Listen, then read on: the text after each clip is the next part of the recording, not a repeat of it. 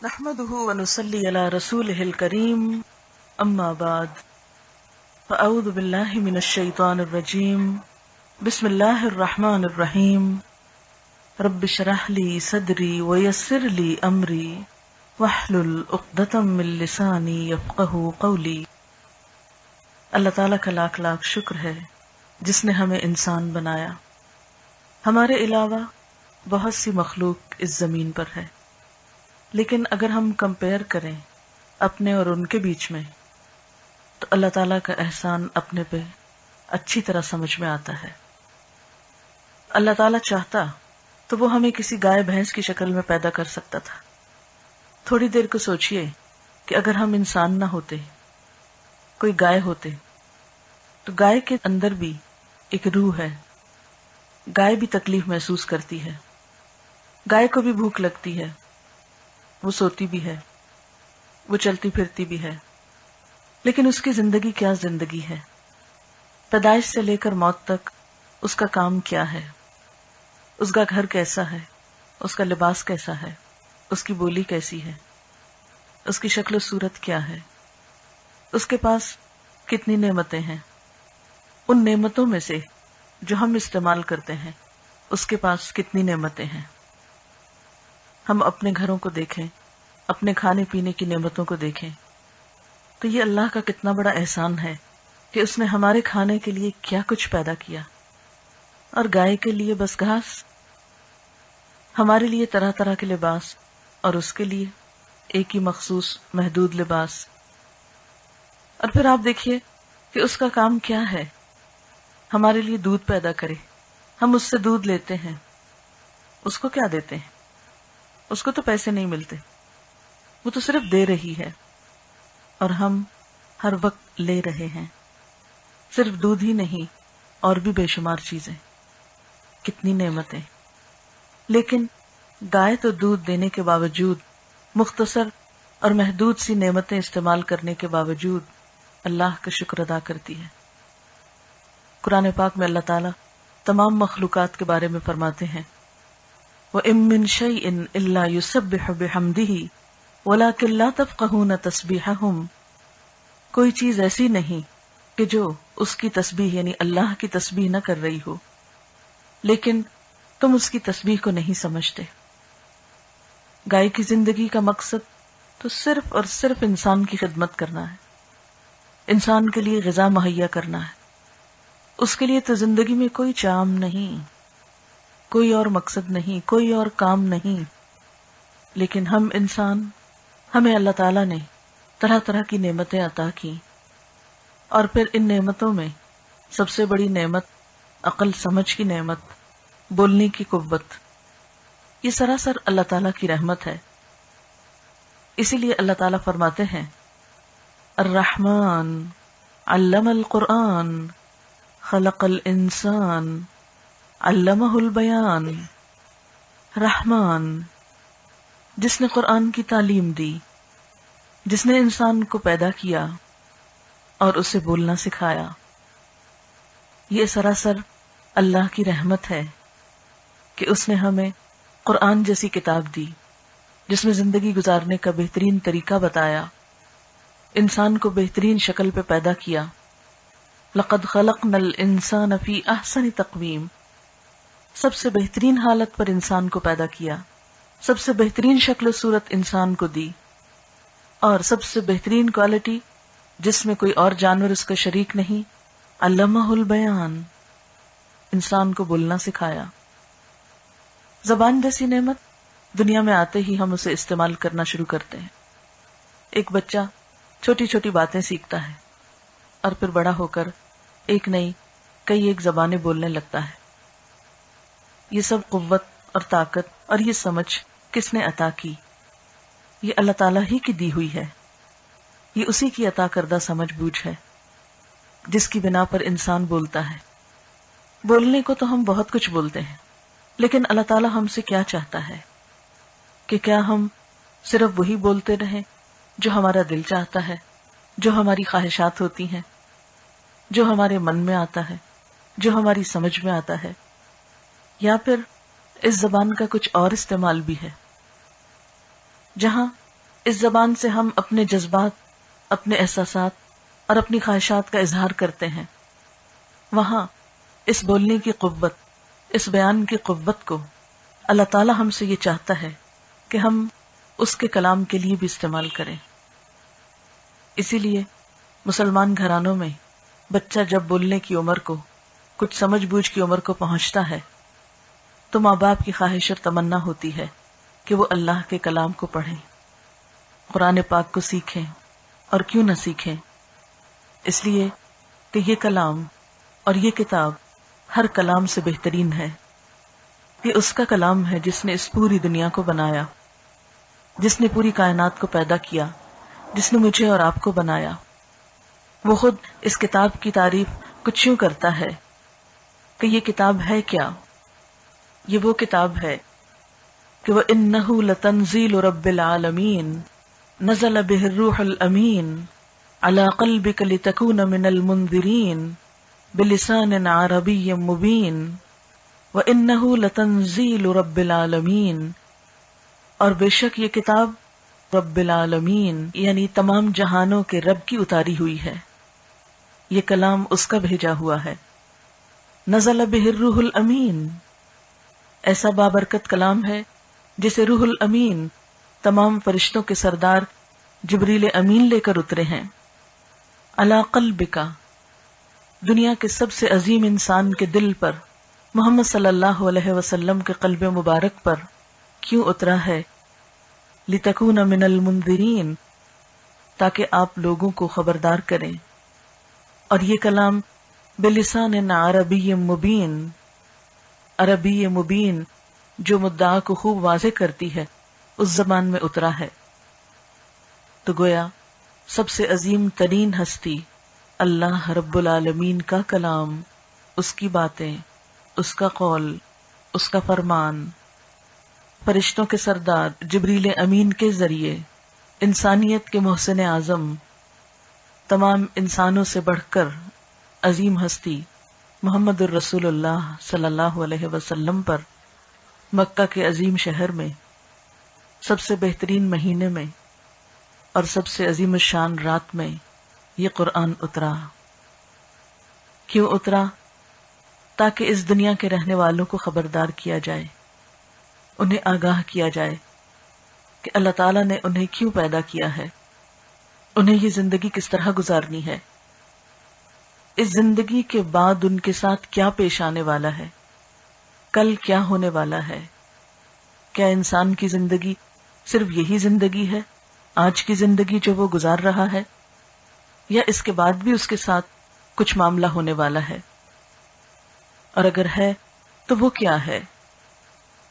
یہ کتاب نہ صرف یہ کہ ہمیں یہ بتاتی ہے کہ اس دنیا میں انسان کے لیے امن اور سکون کا راستہ کیا ہے، بلکہ اس کے ساتھ ساتھ یہ بھی بتاتی ہے کہ کل کی زندگی جو ہمیشہ کی زندگی ہے، جو اصل زندگی ہے، جو دراصل زندگی ہے، آج تو ایک امتحان ہے، کل جو اصل زندگی دراصل زندگی ہے، اس میں انسان کی خوشی، انسان کا سکون اور انسان کی کامیابی کس چیز میں ہے.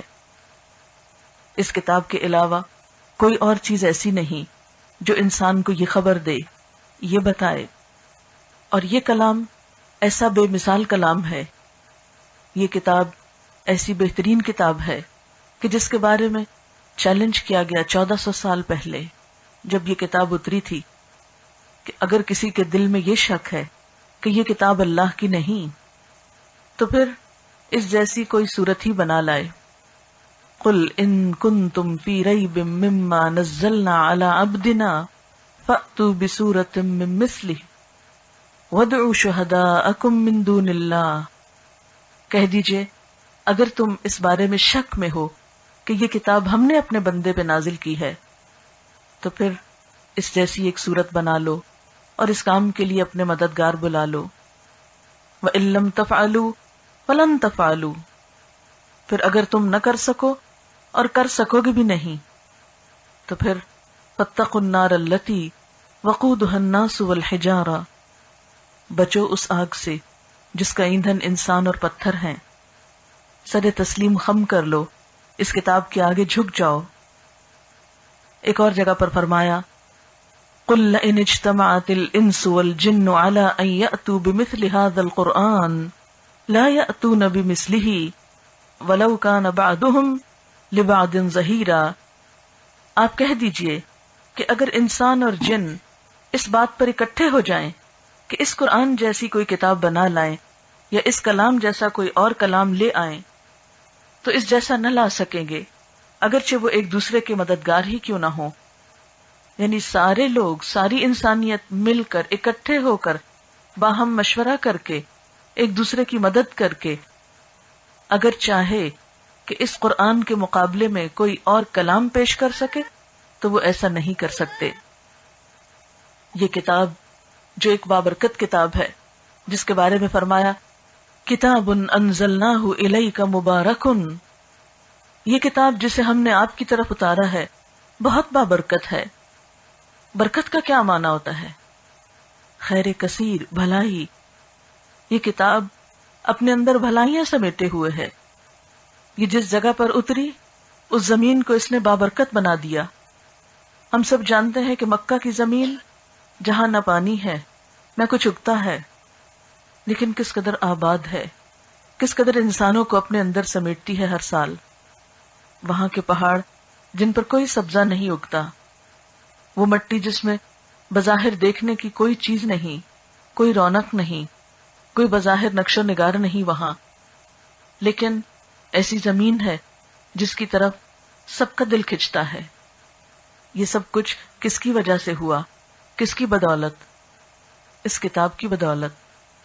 آخر کیا چیز ہے جس نے اس کے نزول کی جگہ کو، مکہ اور مدینہ کو اتنا بہترین بنا دیا، اتنا پرسکون بنا دیا کہ انسانوں کے دل اس کی طرف لپکتے چلے جاتے ہیں؟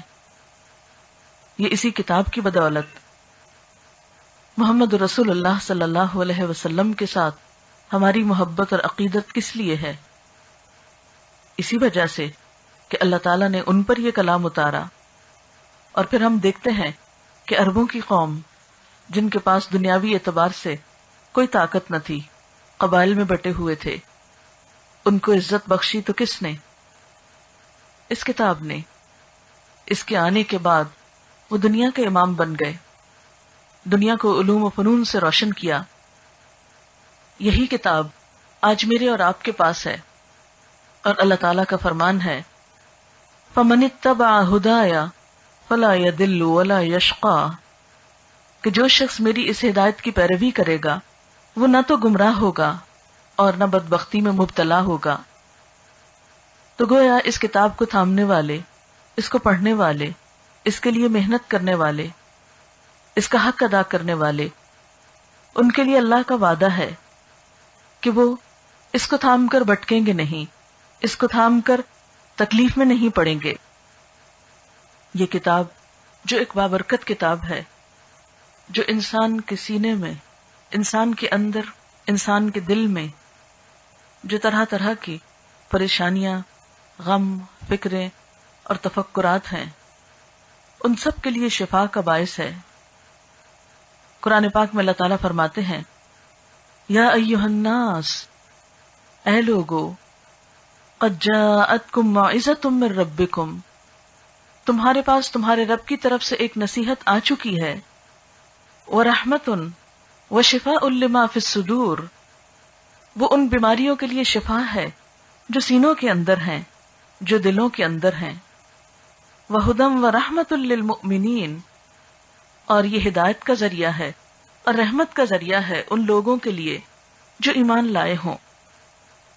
جو لوگ اس کتاب کو مانتے ہوں، اس کو پڑھتے ہوں، اسے اپنی زندگی کا حصہ بنائے ہوں، ان کے بارے میں اللہ کے رسول صلی اللہ علیہ وسلم نے فرمایا قرآن پڑھا کرو، اس لیے کہ قیامت کے دن قرآن اپنے پڑھنے والوں کے لیے سفارشی بنے گا، یعنی ان کی شفاعت کرے گا. ایک اور حدیث میں آتا ہے قیامت کے دن قرآن کو اور ان لوگوں کو لایا جائے گا جو اس پر دنیا میں عمل کیا کرتے تھے.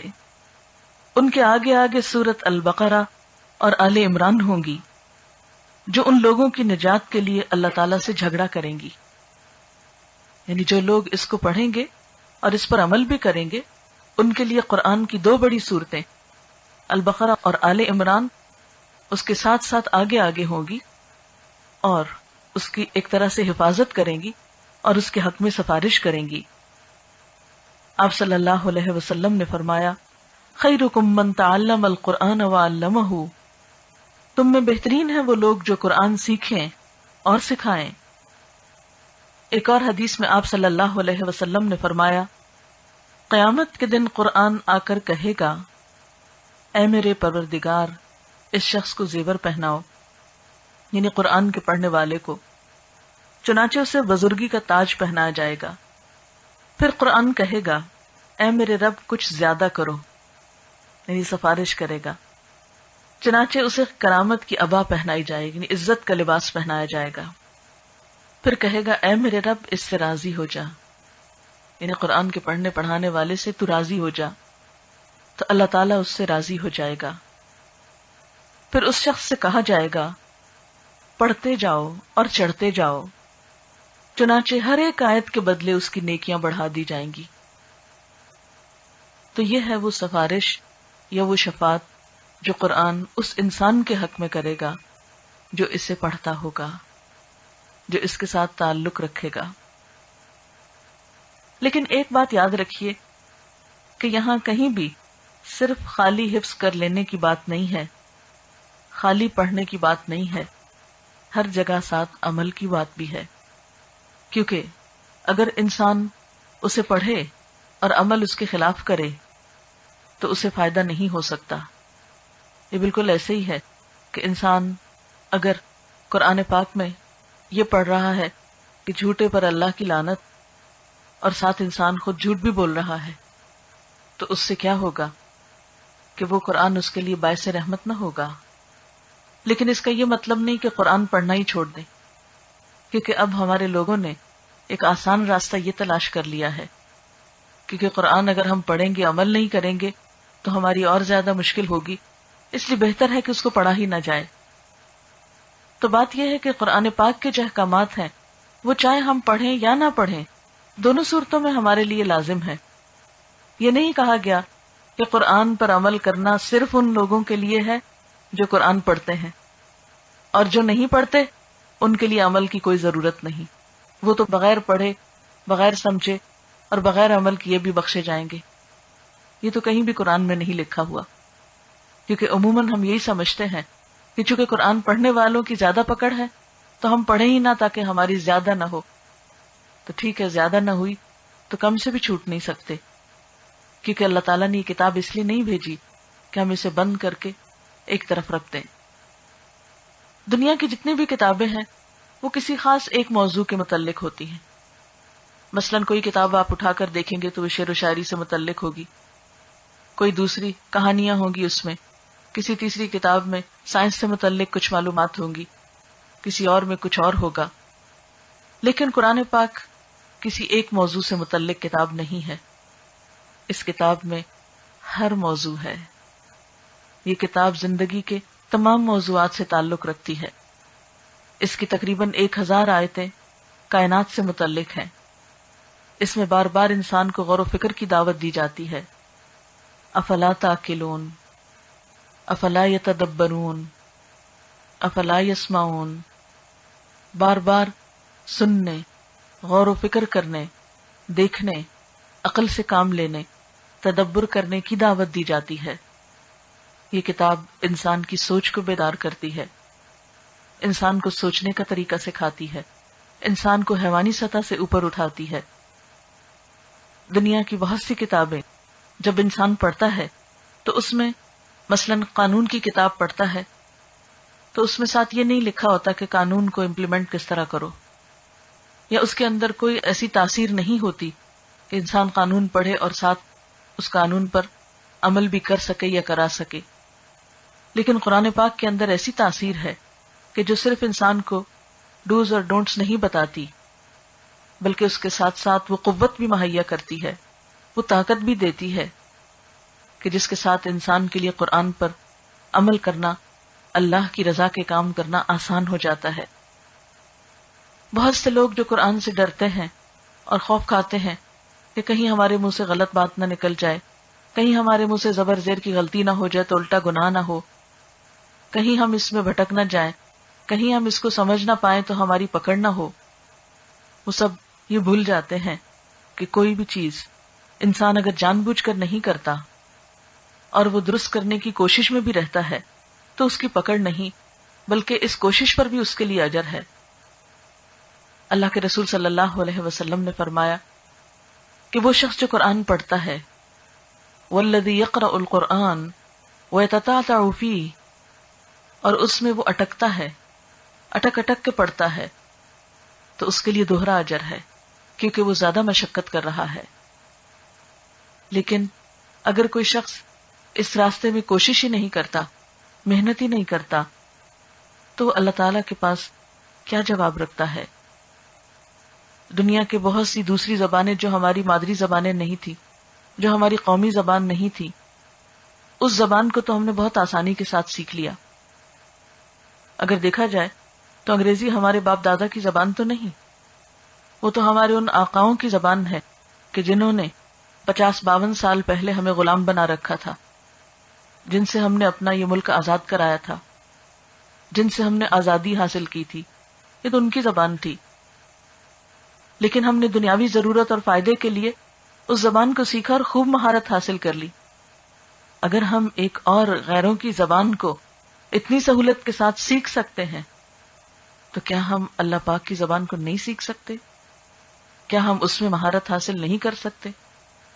کیا ہم اس کا حق ادا نہیں کر سکتے؟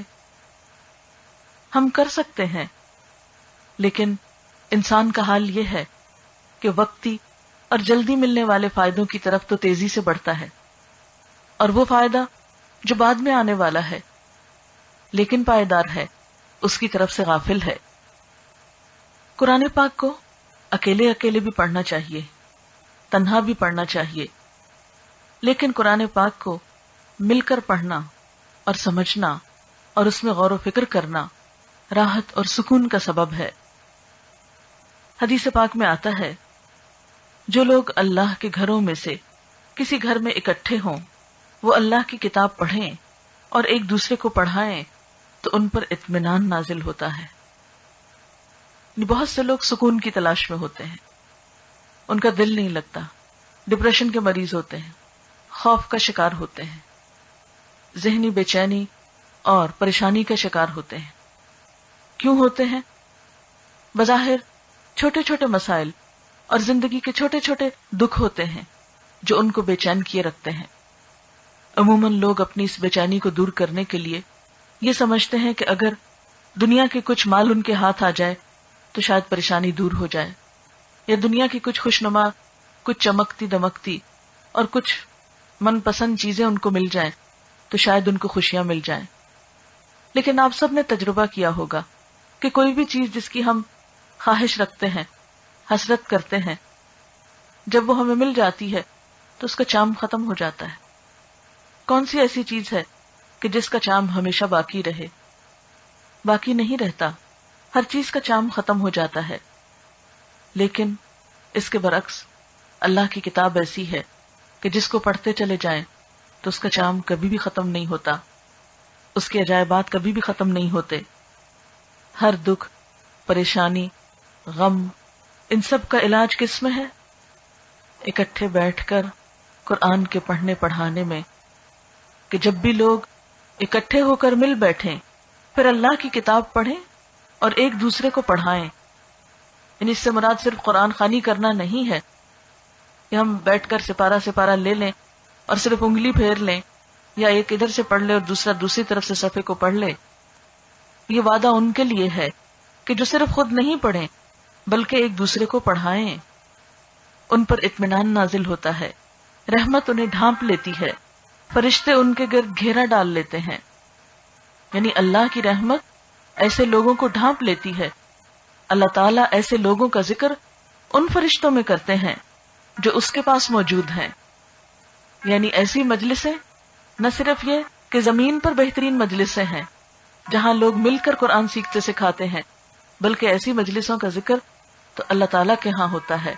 فرشتوں کی مجلسوں میں ایسے لوگوں کو یاد کیا جاتا ہے کہ دیکھو زمین کے فلاں حصے پر لوگ اکٹھے بیٹھ کر اللہ کی کتاب پڑھ رہے ہیں۔ حضرت انس رضی اللہ تعالی عنہ فرماتے ہیں کہ صحابہ کرام صبح کی نماز کے بعد حلقہ بنا کر بیٹھ جاتے تھے، قرآن پڑھتے، فرائض اور سنن سیکھتے اور اللہ کو یاد کرتے۔ یعنی صحابہ کرام کا طریقہ کیا تھا؟ فجر کی نماز کے بعد اس کو سیکھنا سکھانا شروع کرتے۔ پھر اسی طرح مساجد میں لوگ جمع ہوتے، اور پھر ایسے لوگوں کے لیے کہ جو جمع ہو کر اللہ کی کتاب کو سیکھتے اور سکھاتے، ان کے لیے اللہ کے ہاں رحمت کے وعدے، اطمینان کے وعدے تھے۔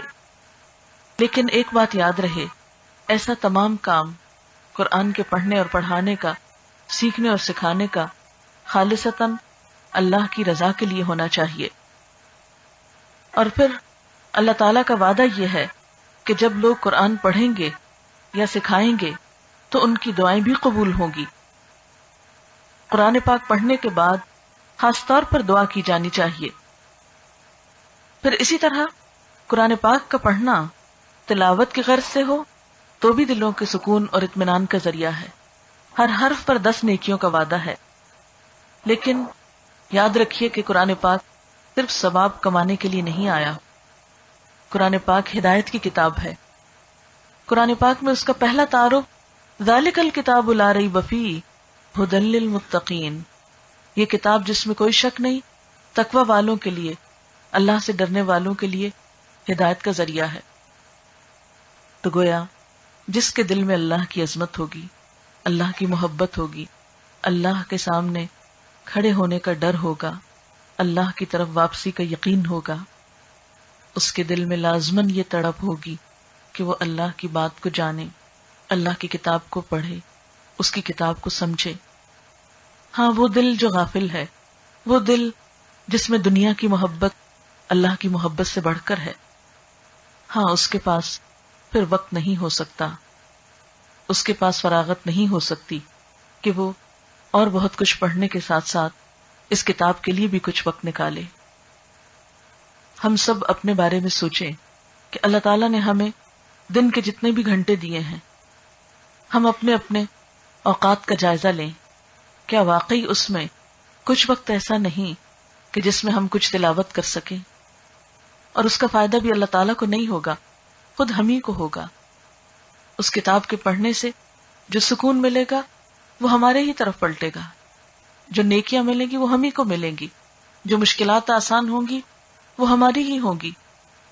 اور پھر کیا ہمارے ہفتے میں چند گھنٹے ایسے نہیں، ہماری زندگی میں کچھ مہینے اور سال ایسے نہیں کہ جس میں ہم دوسری ذمہ داریوں سے کچھ نہ کچھ فراغت پا کر اللہ کی کتاب کو سیکھنے سکھانے کے لیے وقت نکال سکیں؟ سوچئے تو صحیح، اگر امت مسلمہ یہ کام نہیں کرے گی، مسلمان ہوتے ہوئے ہم اگر یہ نہیں کریں گے تو پھر کس سے توقع رکھیں گے کہ وہ یہ کام کرے؟ اللہ نے یہ کتاب ہمارے لیے بھیجی، اگر ہم اس کی قدردانی نہیں کرتے تو ہم پھر یہ کام کس کے لیے چھوڑے ہوئے ہیں؟ کون آئے گا جو اسے پڑھے گا، جو اس سے ہدایت پائے گا، جو اس پر عمل کرے گا، اور جو دنیا کے لیے ایک بہترین پرامن مثالی نمونہ بن کر دکھائے گا؟ اسی لیے اللہ تعالیٰ قرآن پاک میں فرماتے ہیں، ان فی ذلک لذکری لمن کان لہ قلب او القی السمع وہو شہید۔ قرآن میں اس شخص کے لیے نصیحت ہے جو دل رکھتا ہو یا خوب متوجہ ہو کر سنے اور اس کا دل بھی حاضر ہو، یعنی جس کا دل حاضر ہو، جس کے دل کے اندر شوق ہو، جو دلچسپی رکھتا ہو۔ اور اگر ہم اس سے دلچسپی نہیں رکھتے، اسے نہیں جاننا چاہتے، اسے نہیں سیکھنا چاہتے، اس سے نہیں تعلق قائم کرنا چاہتے، تو یاد رکھیے قرآن پاک ہی ہمیں بتاتا ہے کہ قیامت کے دن وقال الرسول یا رب ان قوم اتخذوا هذا القرآن مہجورا، رسول اللہ صلی اللہ علیہ وسلم فرمائیں گے قیامت کے دن کہ اے میرے پروردگار، میری قوم نے اس قرآن کو چھوڑ رکھا تھا، بجائے اس کے کہ آپ ہمارے حق میں شفاعت کریں۔ اگر ہم اس کتاب سے تعلق قائم نہیں کرتے تو ہو سکتا ہے کہ آپ خلاف گواہی دیں کہ یا رب، میری اس قوم نے، میری اس امت نے میرے لوگوں نے ہی میری اس کتاب کو چھوڑ دیا تھا۔ رسول اللہ صلی اللہ علیہ وسلم نے یہ بھی فرمایا کہ دین سراسر خیر خواہی کا نام ہے، اللہ سے، اس کی کتاب سے، اس کے رسول سے، مسلمانوں کے اماموں سے اور عام مسلمانوں سے۔ لہذا اس کتاب کے ساتھ ہماری خیر خواہی ہمارے دیندار ہونے کا تقاضا ہے، اور پھر یہی وہ کتاب ہے جو انسان کو سب سے زیادہ درست راستے کی طرف رہنمائی کرتی ہے۔ ان ھذا القرآن یہدی للتی ہی اقوم، یہ قرآن وہ راہ دکھاتی ہے جو سب سے زیادہ درست ہے، جو بالکل ٹھیک ہے، جس پر چل کر انسان کے لیے کوئی پریشانی نہیں، جس کا انجام کامیابی کی طرف جاتا ہے، جو اللہ تعالیٰ کی رضا اور خوشیوں سے انسان کو نوازتی ہے۔ آپ صلی اللہ علیہ وسلم نے فرمایا، قرآن مجید کو ذہن میں محفوظ رکھنے اور یاد کرنے کا اہتمام کرو، کیونکہ قسم ہے اس ذات کی جس کے ہاتھ میں میری جان ہے، یہ ذہن سے نکلنے کے لیے اس طرح بلکہ اس سے بھی زیادہ جلدی کرتا ہے جس طرح بندھے ہوئے اونٹ رسی توڑا کر بھاگنے کی کوشش کرتے ہیں۔ یعنی جو یاد کیا جائے پھر اس کو یاد رکھا بھی جائے، کیونکہ اگر یاد رکھا نہیں جائے گا تو بہت جلد بھول جائے گا۔ آپ صلی اللہ علیہ وسلم نے فرمایا، قرآن یاد کرنے والے کی مثال اس شخص کی سی ہے جس کے پاس بندھے ہوئے اونٹ ہوں، اگر وہ ان کی حفاظت کی فکر کرے گا تو وہ اس کے پاس رہیں گے، اور اگر انہیں چھوڑ دے گا تو وہ بھاگ جائیں گے۔ تو آپ سوچئے کہ اونٹ انسان کی دولت ہے، اگر انسان ان کی حفاظت نہیں کرے گا تو وہ چلے جائیں گے۔ عید کے موقع پہ آپ جیسے بکرا لاتے ہیں تو کتنی فکر ہوتی ہے کہ بکرا ہے، کہیں چھٹ تو نہیں گیا، کہیں نکل تو نہیں گیا، کہیں اس کو کوئی نقصان تو نہیں ہو گیا۔ تو بالکل اسی طرح قرآن ایک بہت بڑی دولت ہے، جو اس کو یاد کرے پھر اسے چاہیے کہ اسے یاد بھی رکھے، اور اسی طرح قرآن پاک کو خوبصورت آواز میں پڑھنے کی کوشش کرنی چاہیے۔ ہم بہت سی شعر و شاعری اور بہت سا اور کلام خوبصورت کر کے پڑھتے ہیں، لیکن کیا اللہ کا کلام اس لائق نہیں کہ اس کے لیے محنت کی جائے اور خوبصورت انداز اختیار کیا جائے پڑھنے کو؟ آپ صلی اللہ علیہ وسلم نے فرمایا، قرآن مجید کو اپنی آوازوں سے مزین کرو، یعنی خوبصورت بناؤ۔ آپ نے یہ بھی فرمایا، قرآن کو اپنی آوازوں کے ذریعے حسین بناؤ، کیونکہ اچھی آواز قرآن کے حسن میں اضافہ کرتی ہے۔ یعنی قرآن پاک تو بذات خود بہت خوبصورت کتاب ہے، لیکن اچھی طرح پڑھنا اس کو اور خوبصورت بنا دیتا ہے۔ اللہ تعالیٰ فرماتے ہیں، ان الذین یتلون کتاب اللہ، یقیناً وہ لوگ جو اللہ کی کتاب کی تلاوت کرتے ہیں، اس کو پڑھتے ہیں، وَأَقَامُوا الصَّلَاةَ اور نماز قائم کرتے ہیں، وَأَنفَقُوا مِمَّا رَزَقْنَاهُمْ اور اس میں سے خرچ کرتے ہیں جو ہم نے ان کو بطور رزق دیا، سرًا وعلانیہ چھپا کے بھی، اعلانیہ طور پر بھی، یرجون تجارتا لن تبور وہ ایسی تجارت کی امید رکھتے ہیں جو کبھی بھی ناکام نہیں ہوگی، جس میں کوئی خسارہ نہ ہوگا، لیوفیہم اجورہم ویزیدہم من فضلی تاکہ وہ انہیں ان کے اجر دے، یعنی ان کی محنت کا پھل ان کو عطا کرے اور اپنے فضل سے اور زیادہ بھی دے۔ انہ غفور شکور بے شک وہ بخشنے والا بھی ہے، قدردان بھی ہے۔ تو یہ کیسے ہو سکتا ہے کہ کوئی شخص اللہ کی کتاب کے ساتھ محنت کرے اور پھر اس کی قدردانی نہ ہو؟ اللہ تعالی ہم سب کو اس کے پڑھنے پڑھانے کی توفیق عطا فرمائے، اور اللہ تعالیٰ اپنے ان وعدوں کو ہمارے لیے پورا کرے۔ فمن اتبع ہدایا فلا یضل ولا یشقی کہ جو میری ہدایت کی پیروی کرے گا نہ وہ بھٹکے گا نہ بدبخت ہوگا۔ وآخر دعوانا ان الحمد للہ رب العالمین۔ دعا کر لیجیے۔ سبحان اللہ والحمد للہ ولا الہ الا اللہ واللہ اکبر ولا حول ولا قوة الا باللہ العلی العظیم۔ اللہم صل علی محمد وعلی آل محمد کما صلیت علی ابراہیم وعلی آل ابراہیم انک حمید مجید۔ اللہم بارک علی محمد وعلی آل محمد كما باركت على إبراهيم وعلى آل إبراهيم إنك حميد مجيد. ربنا آتنا في الدنيا حسنة وفي الآخرة حسنة وقنا عذاب النار. ربنا لا تزغ قلوبنا بعد إذ هديتنا وهب لنا من لدنك رحمة إنك أنت الوهاب. ربنا هب لنا من أزواجنا وذرياتنا قرة أعين واجعلنا للمتقين إماما. یا اللہ پاک، جو کچھ ہم نے پڑھا ہے تو اپنی رحمت سے اسے قبول فرما.